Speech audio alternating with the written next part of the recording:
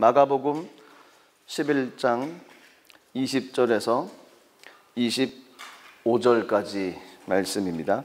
자, 하나님의 말씀을 받도록 봉독하도록 하겠습니다. 그들이 아침에 지나갈 때 무화과 나무가 뿌리채 마른 것을 보고 베드로가 생각이 나서 여짜오되 랍비여 보소서 저주하신 무화과 나무가 말랐나이다. 예수께서 그들에게 대답하여 이르시되 하나님을 믿으라. 내가 진실로 너에게 이르노니 누구든지 이 산더러 들리어 바다에 던져지라 하며 그 말하는 것이 이루어질 줄 믿고 마음에 의심하지 아니하면 그대로 되리라. 그러므로 내가 너에게 말하노니 무엇이든지 기도하고 구하는 것은 받은 줄로 믿으라. 그리하면 너에게 그대로 되리라. 서서 기도할 때 아무에게나 혐의가 있거든 용서하라. 그리하여야 하늘에 계신 너희 아버지께서도 너희 허물을 사하여 주시리라 하시니라. 아멘. 기도하겠습니다. 하나님, 주님의 은혜와 사랑에 감사함을 드립니다. 고난 주간을 보내면서 주님 행하셨던 일, 주님께서 가셨던 길, 또 주님께서 말씀하셨던 말씀들을 보며 하나님의 마음을 새기며 이 땅을 살아갑니다. 주님의 길을 따라 나가는 것, 그것이 우리들의 삶의 모습이요 우리들의 삶의 방향임을 다시 한번 고백하오니 주님의 말씀을 통해서 하나님의 마음을 알게 하시고 하나님께서 이 땅에 어떤 삶을 사셨는지를 알고 그 삶을 살아갈 수 있도록 우리들에게 은혜를 내려 주시옵소서. 아직도 코로나가 전 세계를 덮고 있어서 나라마다 긴장하며 불안하며 초조하며 삶을 살아갑니다. 하나님, 속히 이 모든 것들이 해결되어지게 하여 주시고 하나님, 다시 한번 하나님을 경외하며 나가는 삶을 통해 기쁨이 넘치게 하여 주시옵소서. 이 땅에 하나님 행하신 놀라우신 하나님의 은혜가 임하게 하시고 몸된 성전 위에 주의 임재가 날마다 임하게 하시고 그 은혜가 흘러넘쳐 가정과 삶에도 동일한 역사가 나타나게 하여 주시옵소서. 이 시간에 주님의 말씀을 나누길 원합니다. 기록된 말씀에서 하나님의 마음을 알고 주님의 마음을 함께 나눌 때 그 마음 붙잡고 삶을 살아갈 수 있는 우리들 되게 하시고 그것이 힘이 되게 하여 주시옵소서. 주님께 모든 걸 맡기며 예수님의 이름으로 기도드리옵나이다. 아멘. 마가복음 11장 20절에서 25절까지 말씀을 가지고 무화과, 성전 무화과 이런 말씀의 제목으로 같이 말씀을 나누도록 하겠습니다. 무화과, 성전 무화과. 예수님의 마음은 변함이 없으십니다. 이 땅에 오셨던 주님의 마음은 흔들린 적이 없으셨습니다. 갈등도 있고 또 어려운 부분도 있었지만 주님의 마음은 변함이 없었습니다. 고난 주간을 보내는 그 기간 속에서도 십자가를 짊어지기 위해서 골고다로 향하는 그 모습 가운데서도 주님의 마음은 변함이 없으셨습니다. 오늘 그 인생의 여정 가운데 있었던 한 부분, 마가복음 11장 20절에서 25절까지 있는 그 순간을 지나가셨던 주님의 마음을 좀 같이 알아보도록 하겠습니다. 원래 오늘 읽었던 부분은 20절에서 25절인데 더 크게 보려면 12절부터 말씀을 봐야 됩니다.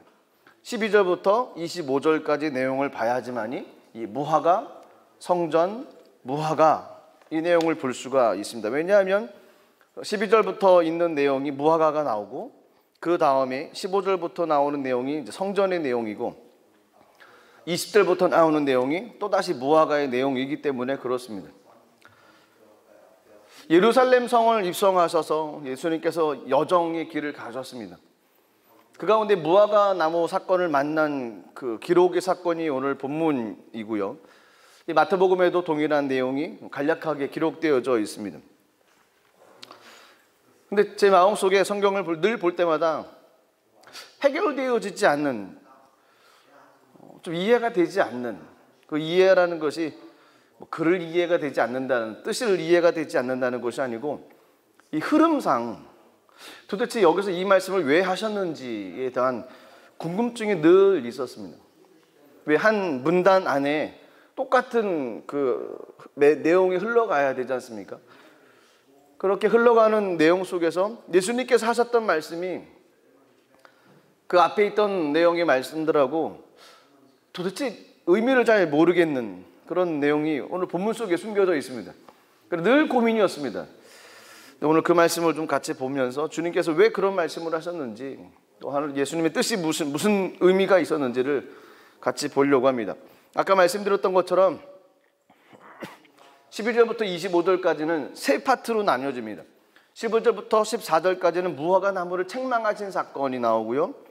15절부터 19절까지는 이제 성전을 청결했던 내용들, 어제 같이 말씀을 나눴던 마태복음 21장에 있는 성전 청결 12절부터 17절까지 나왔던 그 내용이 오늘 마가복음에서는 11장 15절부터 19절까지 나오고요. 그리고 오늘 읽었던 20절부터 25절까지는 다시 무화과에 관한 이야기를 하십니다. 그래서 오늘 제목이 무화과, 성전, 무화과입니다. 먼저 앞에 있었던 마가복음 11장 12절에서 14절까지 있었던 무화과 나무를 책망했던 그 내용을 좀 같이 보려고 합니다. 이 내용은 언젠가 한번 말씀을 드려서 기억하시는 분들도 계실 거고요. 같이 좀 말씀을 보면 어렵지 않습니다. 굉장히 쉽습니다. 마가복음 11장 12절 말씀 보시면 이렇게 말씀이 성경에 기록되어 있습니다. 이튿날 그들이 베다니에서 나왔을 때 예수께서 시장하신지라. 예수님께서 그 일행들이 베다니에서 나왔습니다. 그리고 나왔던 지역이 이제 벳바게, 그 정도 되는 지역이라고 합니다. 이 벳바게라고 하는 지역의 뜻의 이름은 무화과의 집이라는 뜻입니다. 벳바게, 무화과의 집. 무화과가 많았던 동네겠죠. 예수님께서 시장하셔서 잎이 무성한 무화과 나무를 보시고 열매를 따서 먹으려고 가까이 가셨습니다. 무화과 보셨습니까? 제가 한국에서 처음 무화과를 접했을 때 이런 얘기를 들었습니다. 한국에서 무화과는 저 남쪽 지방에서만 나오고 아주 귀한 겁니다.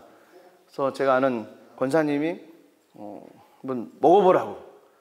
그래서 이제 가져오셔서 딱 까셨는데 보기가 참 민망하더라고요. 이쁘지가 않고 뭐가 막 씨앗 같은 것이 막 그렇게 달려 있는데 이걸 주여 먹어야 되겠는데 이게 선뜻 입으로 가지 않는. 그래도 먹었는데 굉장히 맛있더라고요. 달고 맛있고. 그 남쪽 지방에서만 나는 줄 알았습니다. 아니더라고요. 좀 있다 보니까 온 동네에 다 나더라고요. 시장에서도 팔고 독일에 오니까 독일에서도 팔고요. 그 무화과 그거였습니다. 잎이 무성한 무화과 나무를 보고 예수님께서 가셔서 이제 열매를 먹으려고 가까이 가셨습니다.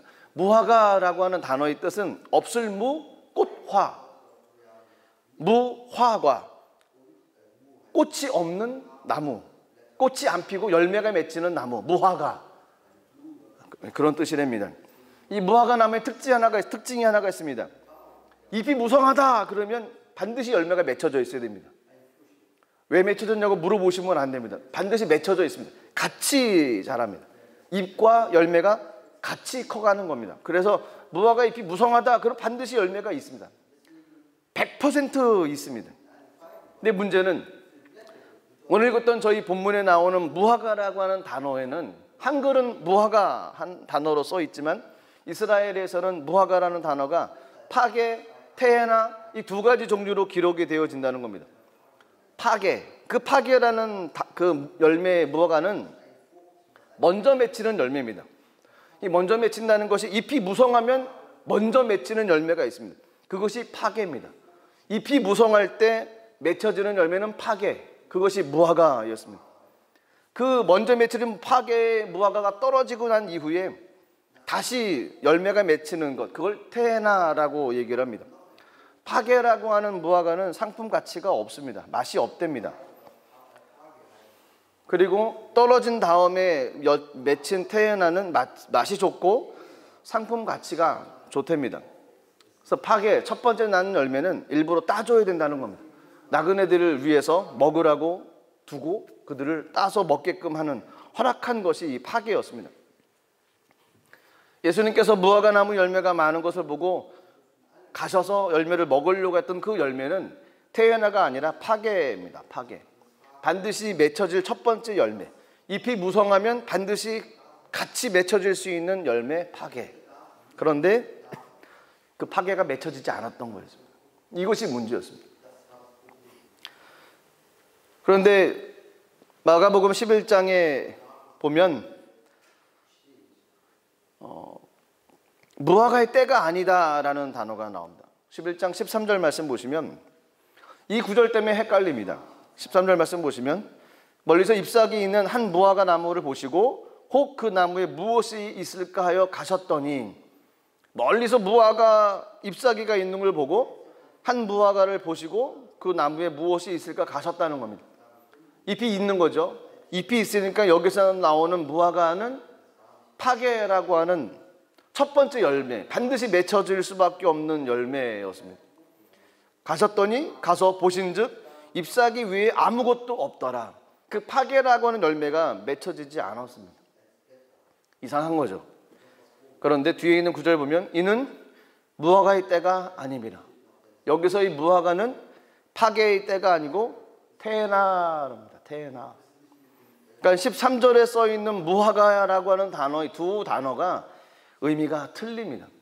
잎이 무성해서 처음 열매 맺히는 파게 열매를 맺혀 있을 것 같아서 가서 먹으려고 갔는데 그것이 없었습니다. 그런데 이는 무화과 때가 아니라, 그것은 그 파게 열매의 때가 맺힐 때가 아니라는 것이 아니고 그 다음 테나라고 하는 좋은 열매가 맺힐 때가 아니다라는 그런 의미였습니다. 이 환경을 보고서 예수님께서 하셨던 말씀이 14절이죠. 마가복음 11장 14절 이렇게 말씀이 기록되어 있습니다. 예수께서 나무에게 말씀하여 이르시되 이제부터 영원토록 사람이 내게서 열매를 따 먹지 못하리라 하시니 제자들이 이를 듣더라. 이 벼락 같은 얘기를 하셨습니다. 사람들이 열매를 따 먹지 못할 것이다. 열매가 안 맺힌다는 것이죠. 그래서 결국 20절에 의하면 이 나무는 뿌리채 말라버렸습니다. 당연히 맺혀질 열매가 있었는데 그 열매가 맺혀지질 못했던 거예요. 나무가 병들었듯인지 또 무슨 문제가 있었던 거죠. 반드시 잎이 있으면 파게의 열매가 맺혀질 수밖에 없는 그 자연 현상이었는데 그 열매가 맺혀지지 않았던 거였습니다. 병들었든지 무슨 문제가 있든지 정상이 아니었던 것이죠. 그런 나무들은 목재용으로도 적합하지 않고 땔감으로 쓴다는 그런 얘기가 있습니다. 그런데 한 가지 기억해야 될 것은 이 말씀은 심판의 내용입니다. 이것이 12절, 13절, 14절 첫 번째 무화과에 관한 이야기입니다. 두 번째 이야기는 15절부터 19절까지 있는 이야기인데 어제 같이 말씀을 나눴던 내용하고 똑같은 내용입니다. 성전을 청결케 하셨던 예수님이었습니다. 이스라엘 백성들에게 있어서 성전은 굉장히 소중했습니다. 어제 말씀을 들었던 것처럼 예수님의 관심도 성전이었습니다. 이 성전이란 개념이 보이는 성전도 있고 우리 육신도 성전이기에 두 가지 의미로 살펴봐야만 됩니다. 주님의 관심은 성전이셨습니다. 그 얘기는 예수님의 관심은 저와 여러분들이라는 것입니다. 그리고 예수님께서 가장 먼저 예루살렘 성에 입성하셔서 가장 먼저 가셨던 곳이 또한 성전이셨습니다. 성전에 갔더니 성전에 매매하는 사람들이 있었고요. 돈 바꾸는 사람들, 비둘기 파는 사람들이 있었습니다. 그들을 다 내쫓았습니다. 모든 성전을 다 정리하셨습니다. 그 이야기는 우리들이 성전, 우리들 마음, 우리들이 성전된 우리 모습들이 하나님을 바라보고 주님 바라보며 예배하는 삶을 살아가야 되지 복잡한 마음으로 마음이 가득 차고 삶이 가득 차는 것을 주님 원하지 않으신다는 거였습니다. 성전에서 행해져야 될 것이 행해져야만 됩니다. 근데 예수님이 성전에 들어가셨을 때 성전에서만 행해져야 될 일들이 행해지지 않고 성전에서 행해야 되지 않은 일들이 성전에 있다 보니까 예수님께서 정리를 하셨던 거였습니다. 그리고 성전은 성전입니다. 성전은 예배하는 것이고 주님을 만나는 곳인데 대제사장들이나 서기관들이나 바리새인들 같은 사람들이 자신들의 이익을 추구하는 모습이 성전에서 일어났습니다. 장사를 하게 되어지고 예배는 점점 멀어져 가고 사람들 마음을 사서 자신의 이득을 취하려고 했던 것이 성전을 찾아갔던 예수님께서 보셨던 모습이었습니다. 그래서 성전은 강도의 소굴이 되어버렸다라고 얘기를 합니다. 더 이상 성전이 성전으로서 기능을 못하고 그 기능을 상실해버렸던 거였습니다. 성전이 기능을 상실해버렸다, 그 기능을 못한다 그러는 건 참 무서운 벌 아니겠습니까? 저희가 하나님의 성전으로서 하나님을 섬기며 삶을 살아가야 되는데 그 기능을 저희가 발휘하지 못한다는 것, 이거 참 가슴 아픈 일이고 통탄할 노릇입니다. 성전은 하나님께 예배하는 곳이 되는데 더 이상 하나님께 예배하는 성전이 되어지지 않았다는 것. 주님께서 우리를 창조하셨을 때는 하나님의 영광을 받기 위해 창조하셨는데 하나님께 영광 올려드리는 삶을 살아가지 못하게 됐다는 겁니다. 그것이 자연스러워지고 그것이 삶의 모습이 되어졌다는 건, 이거는 굉장한 문제가 있는 것이죠. 예수님께서 성전에 가셔서 성전을 청소를 해버리셨습니다. 성전의 본질은 어제 기도라고 얘기를 드렸습니다. 내 집은 만민이 기도하는 집이다라고 말씀을 하셨기에 성전은 기도하는 곳이었습니다. 이것이 두 번째 부분이었던 15절부터 19절까지 있는 내용입니다. 이것까지도 역시 어렵지 않습니다. 문제는 세 번째 파트 20절에서 25절까지 있는 내용이 이 문맥상 흘러가는 것이 이해가 참 어렵습니다. 20절, 21절 말씀 보시면 말씀 이렇게 기록되어 있습니다. 그들이 아침에 지나갈 때 무화과 나무가 뿌리채 마른 것을 보고 베드로가 생각이 나서 여짜오되 랍비여 보소서 저주하신 무화과 나무가 말랐나이다. 다음날 아침에 그곳을 다시 지나갈 때 예수님께 저주하셨던 무화과 나무 보니까 뿌리채 말라버렸던 거였습니다. 베드로가 그것을 보고 깜짝 놀라서 예수님께 다시 얘기를 했던 것이 오늘 본문의 내용입니다. 여기까지도 이해가 됩니다. 그런데 갑자기 주님께서 하신 말씀이 22절 말씀이죠. 이렇게 얘기하셨습니다. 예수께서 그들에게 대답하여 이르시되 하나님을 믿으라. 좀 난해하지 않습니까? 예수님의 말씀은 좀 어려울 때가 많습니다. 예수님의 말씀은 이해하기가 좀 어려울 때가 솔직히 많습니다.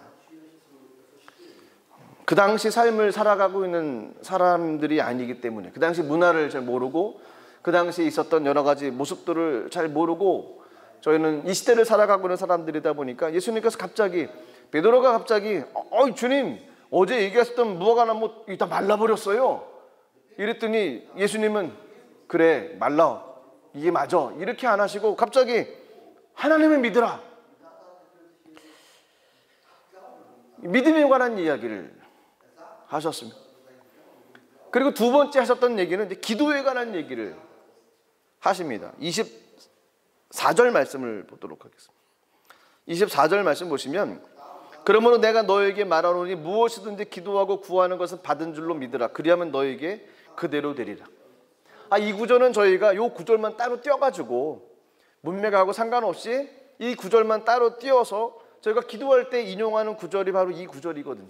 저도 굉장히 좋아하고 늘 아멘으로 화답하는 구절이 이 구절입니다. 무엇이든지 기도하고 구하는 것은 받은 줄로 믿으라. 그러면 너에게 그대로 되리라. 첫 번째는 예수님께서 하나님을 믿으라, 믿음에 관한 얘기를 베드로에게 하셨고, 두 번째는 기도에 관한 얘기를 하셨습니다. 그리고 세 번째는 무슨 얘기를 하셨냐면 용서에 관한 이야기를 하셨습니다. 25절입니다. 서서 기도할 때 아무에게나 혐의가 있거든 용서하라. 그리하여야 하늘에 계신 너희 아버지께서도 너희 허물을 사하여 주시리라 하시니라. 믿음, 기도, 용서의 세 가지에 관한 이야기를 하셨습니다. 베드로가 대답한 한 이야기는 그 전날 예수님께서 저주하셨던 무화과 나무가 뿌리채 마른 것을 보고 예수님, 선생님 이거 다 말라버렸습니다 라고만 했는데 주님께서는 그들에게 믿음에 관한 이야기, 기도에 관한 이야기, 용서에 관한 이야기를 하셨습니다. 무슨 의미가 담겨져 있었겠죠. 그냥 표면적인 내용보다 그 속에 숨겨졌던 이면적인 어떤 가르침이 분명히, 영적 의미가 분명히 있었을 것입니다. 그래서 오늘 전체적인 내용 12절부터 25절까지 있는 내용 가운데서 좀 의미를 좀 찾아봐야만 됩니다. 의미를 찾지 않으면 이것이 좀 어려울 수가 있습니다. 먼저 생각해야 될 것은 제목이 무화과, 성전, 무화과입니다. 무화과, 성전, 무화과. 성경에서 앞, 뒤에 똑같고 가운데가 틀리면 가운데를 어떻게 한다고요? 강조하는 겁니다. 이거를 샌드위치 기법이라고 하더라고요. 빵이 맛있습니까? 속에 있는 게 맛있습니까? 속이 맛있죠. 샌드위치 했는데 겉만 먹고 속을 안 먹는 사람이 없지 않습니까? 중요한 거 맛있는 건 가운데란 없습니다. 무화과, 성전, 무화과. 중요한 것은 성전. 성전이 중요하다는 것. 그것이 핵심이고 그것이 가장 중요한 성전에 관한 이야기. 어찌 보면 성전 청결하게 하셨던 이야기, 앞뒤에 무화과 내용이 있는데 앞뒤 역시도 성전에 관한 이야기로 같이 엮어보면 이것이 해석이 되어질 수가 있습니다. 성전 이야기만 중요하고 이 무화과 내용들은 중요하지 않다는 것이 아니고, 무화과 내용을 가지고 성전의 내용을 보면 역시 무화과 내용까지도 같이 해석이 되어져서, 그래서 전체의 내용은 성전으로 해결이 다 될 수가 있습니다. 무화과 나무, 무엇을 비유한 것일까요? 무화과 나무는 하나님의 언약 백성인 이스라엘을 가리킵니다. 이스라엘 백성들은 선택받은 민족이었습니다. 그런데 그들은 열매가 없었습니다. 무화과 나무는 잎만 무성해였습니다. 당연히 맺혀져 있어야 될 열매가 없었던 것이 이스라엘 백성들이었습니다. 그들이었습니다. 그들은 종교 지도자였습니다. 하지만 형식화되어졌습니다. 외식적인 삶으로 가득 찼습니다. 본질을 지켜나갈 수 있었지만 그들은 변했습니다. 신앙도 변하고 본질도 변하고 모든 것이 다 변했습니다. 그래서 그들의 생각은 율법이란 테두리, 믿음보다, 신앙보다 율법이란 테두리, 그걸 보여지는 것, 형식화되어지는 것, 난 믿음이 이렇게 있다고 생각되어지고 사람들 앞에 보이는 것, 이것이 이스라엘 백성들의 모습이었습니다. 열매 맺지 못했던 무화과 나무, 잎이 무성하면 반드시 파괴라고 한 열매가 맺어져야 되는데 그 열매를 맺을 수 없었던, 맺지 못했던 무화과 나무, 이스라엘 백성들이었습니다. 예수님께서 의도적으로 무화과 나무 사건을, 저주한 사건을 청결 사건 앞뒤로 두셨고, 그래서 그걸 의도적으로 그렇게 배치를 시켜 놓으셨습니다. 이스라엘 백성들의 그 외식적인 삶, 이것을 통해서 성전도 의미가 없어졌지 않습니까? 형식화되어졌던 성전, 결국 같은 내용이었습니다. 결국 예루살렘 성전의 종말을 얘기하시며 종말을 보여주셨던 예표의 모습이 무화과 나무가 말라버린 사건이었습니다. 무화과 나무를 말라버렸죠. 성전은 황폐해졌죠. 결국 성전이 무너져 간다라는 그런 의미로 모든 내용들이 통틀어서 볼 수가 있었습니다. 예루살렘 성전, 그들에게 성전은 거룩한 장소였습니다. 하나님 만나는 곳이었고 그곳에서 많은 열매들이 맺혀집니다. 성전 안에서 맺어지는 열매들, 사랑과 희락과 화평과 오래 참음과 자비와 양손과 충성과 온유와 절제, 많은 열매들이 성전 안에서 맺어집니다. 그런데 그들 가운데 열매가 맺혀지질 않았습니다. 어떤 열매도 찾아볼 수 없었다는 겁니다. 그래서 말라버렸다는 겁니다. 결국 심판을 받을 수밖에 없었다는 겁니다. 그래서 본문의 내용들은 어떻게 보면 심판의 내용으로 가는 것입니다. 열매를 맺어야 될 것이 무화과 나무의 원래 모습입니다. 당연히 그렇게 맺어질 수밖에 없는 것인데 열매가 없었다는 겁니다. 본업이 열매를 맺는 것인데 열매를 맺지 못했다는 겁니다. 교회의 본업은 예배였습니다. 교회의 원래의 모습은 하나님께 영광 올려드리는 것이었습니다. 근데 그런 교회가 하나님께 영광 올려드리지 못하고 예배보다 다른 것이 앞서게 되어진다고 하면은 이것도 문제가 되어지는 것입니다. 그 기능을 감당해야만 됩니다. 그 맡은 일들을 감당해야만 된다는 겁니다. 어떤 것도 앞설 수가 없습니다. 하나님께서 우리에게 주신 분량대로 최선을 다하고 그 길을 걸어가야만 됩니다. 그 길을 걸어가셨던 본이 되셨던 분이 예수님이었습니다. 그 험한 골고다 길을 주님께서 가셨습니다. 뻔히 알지 않습니까? 그 길을 가면 어떻게 될 것인지, 그 인생의 마지막에 어떻게 될 것인지 뻔히 알면서도, 고통스러우면서도 그 길을 포기하지 않고 걸어가셨습니다. 조롱하는 소리, 핍박하는 소리, 수많은 소리가 들림에도 불구하고 얼마나 외로우셨겠습니까? 아무도 도와주는 사람 없이 홀로 그 길을 걸어가셨습니다. 묵묵히 한 걸음 한 걸음 그 길을 십자가 짊어지고 가셨습니다. 그거였습니다. 그것이 원래의 모습입니다. 하나님께서 저희들에게 원하셨던 모습은 바로 그 모습입니다.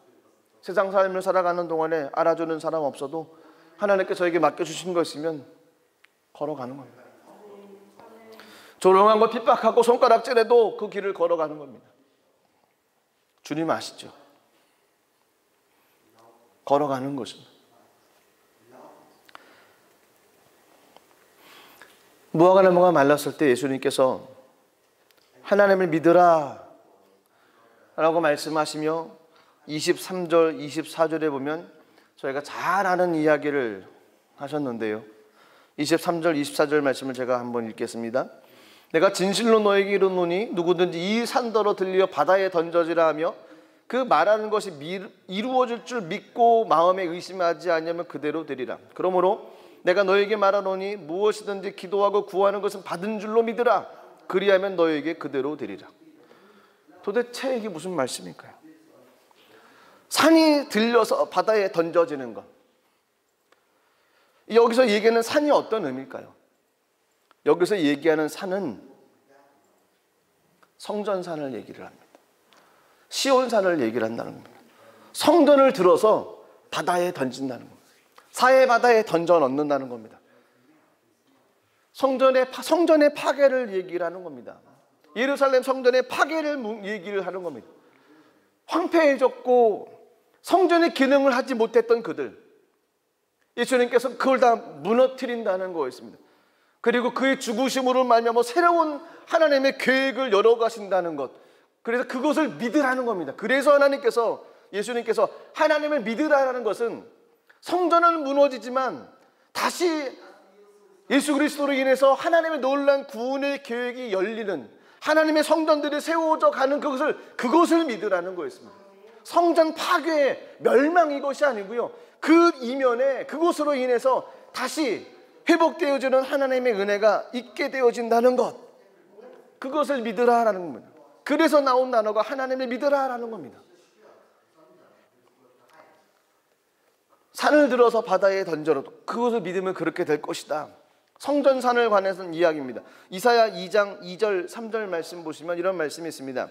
만일에 야훼 전에 산이 모든 산 꼭대기에 굳게 설 것이요 모든 작은 산 위에 뛰어내리리니 만방이 그리로 모여들 것이라.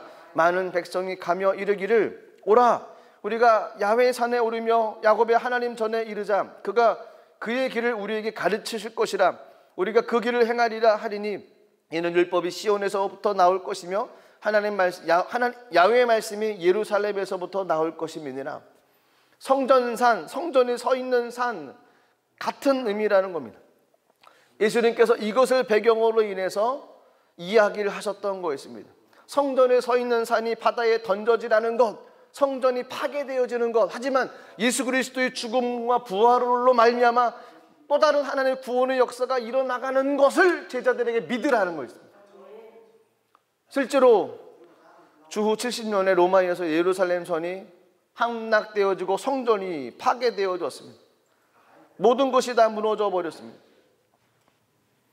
열매 맺지 못했던 무화과 나무처럼 돼버렸던 거였습니다. 성전 파괴. 하지만 예수님은 새로운 구원 계획을 가지고 계셨습니다. 요한복음 2장에 보면 그런 말씀이 있었습니다. 너희가 이 성전을 헐라 내가 사흘 동안에 일으키리라. 수많은 사람들이 이 이야기에 반기를 들었고 이건 신성모독이라고 하면서 예수님을 죽이려고 했습니다. 성전을 무너뜨린다니, 이 성전을 얼마 동안 건축한 것인데 이 성전을 헐어버릴 것인지, 예수님께서 얘기하셨던 성전을 헐라 내가 사흘 동안 일으키리라, 그들은 의미를 알지 못했습니다. 제자들에게 당부했던 것은 이 말씀을 믿으라는 겁니다. 믿으면 그렇게 되어진다는 거였습니다. 이 사실을 믿고 동행하신 하나님께서 다시 한번 옛 성전에 드렸던 제사와는 비교할 수 없도록 모든 사람의 대속물 되신 예수 그리스도를 말미암아서 우리 모든 죄와 허물을 용서해 주신다는 것을 믿으라는 거였습니다. 그 용서의 개념이 25절에 나오는 용서의 개념이었습니다. 그래서 주님께서 믿음을 얘기하셨고 기도를 얘기하셨고 용서를 얘기하셨던 거였습니다. 제가 궁금했던 부분은 22절에서 하나님을 믿으라라는 단어부터 시작되어지는 그 뒷부분이었습니다. 무화과나무 얘기하다가 갑자기 하나님을 믿으라, 도대체 이게 무슨 얘기인가? 이 동문서답 같은 이야기가 해결되어지지 않다가 많은 분들의 주석도 보고 참고를 하다 보니까 어느 분이 이걸 그렇게 해석을 하셨는데 마음에 확 닿더라고요. 이 부분이었구나. 성전 파괴, 하지만 주님은 다시 성전을 세우시는 분이었습니다. 그 말씀을 믿으라는 것입니다. 그들에게, 제자들에게 필요했던 것은 믿음이었습니다. 그래서 오늘 본문 가운데 저희들이 마음에 새겨야 될 것이 있습니다. 주님의 관심은 어디 있다고요? 성전에 있으십니다. 주님의 관심은 성전에 있습니다. 세상은 성전을 무너뜨릴 것입니다. 하지만 주님께서 성전을 세우기를 원하십니다. 믿음이 있어야 되고 기도가 있어야 되고 용서가 있으면 성전은 세워져 갈 수가 있습니다.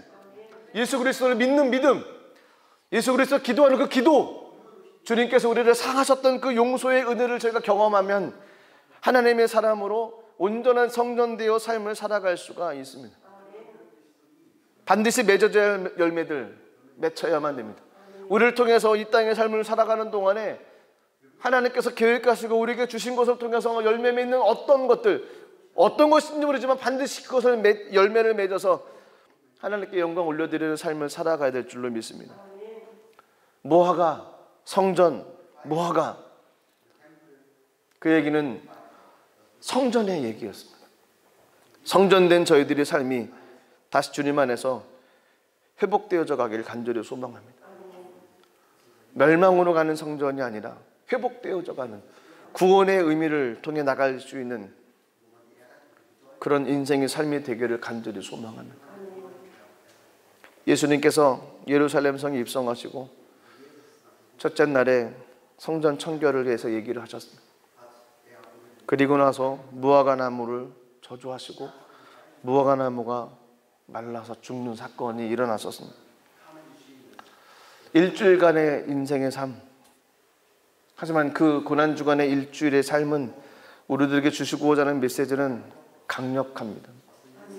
늘 관심은 성전에 있었던 것을 잊지 말고 우리들이 육신의 성전을 다시 한번 세워가며 하나님의 은혜를 누리는 귀한 삶이 되시기를 주님의 이름으로 축복합니다. 기도하겠습니다. 하나님, 성전에 대한 관심을 갖고 늘 성전을 세우기를 원하셨던 주님, 예루살렘 성은 무너졌지만 영원한 우리의 성전을 회복하기 위해 주님께서 대속제물이 되어주시고 우리에게 영원한 생명을 허락하셔서 세우고 또 세울 수 있도록 은혜 주신 것을 감사드립니다.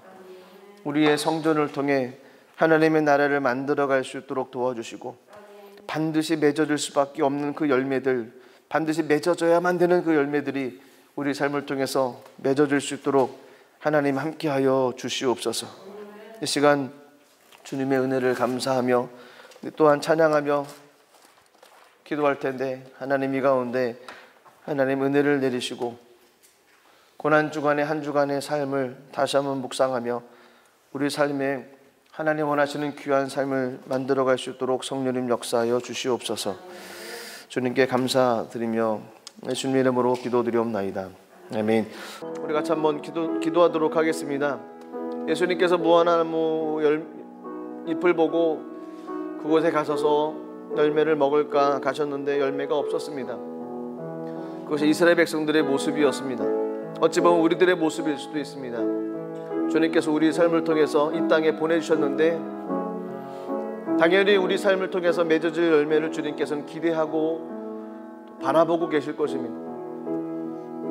당연히 맺어질 수밖에 없는 열매, 저희가 이 땅에서 예수 그리스도를 믿으면서 한평생 삶을 살아가는데 당연히 맺어질 수 있는 열매, 그 열매가 무엇일까요?